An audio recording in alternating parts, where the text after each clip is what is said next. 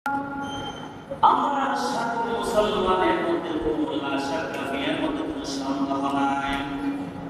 আল্লাহ রাব্বুল আলামিন একজন মুসলমানের উপরে কেমন হক রয়েছে কেমন রয়েছে রব্বে কারীম চমৎকার কালামে হাকিমের মধ্যে বয়ান করেছেন। সূরা ফুরকান বিসমিল্লাহির রহমানির রহিম والمؤمنون والمؤمنات بعضهم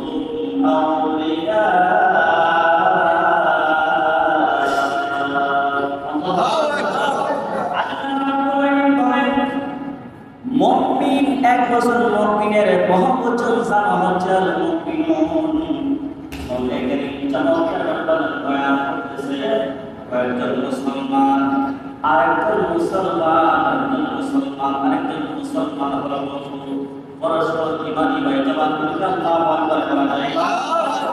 আল্লাহ বলেন ওয়াল মুমিনুনা ওয়াল মুমিনাতু বা'দুহুম আউলিয়া একজন মুমিন আরেকজন মুমিন হিসেবে তারা বন্ধু হিসেবে ভাই ভাই একজন মুমিন না একজন মুমিন না তারা বন্ধু।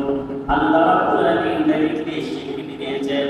এতে বোঝা গেল কি একজন মুসলমান ভাই আরেকজন মুসলমান ভাইয়ের সাথে বিবাহ করতে পারে না। তাহলে ঠিক কি না?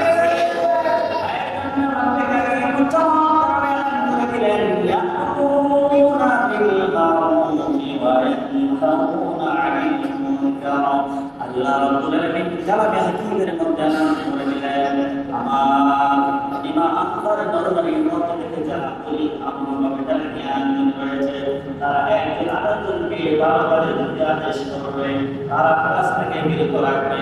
এটা হচ্ছে ইমানদার হিসেবে মুমিন মুসলমান আরেকবার আরেকজন অধিকার জবাব করে দিল আল্লাহ।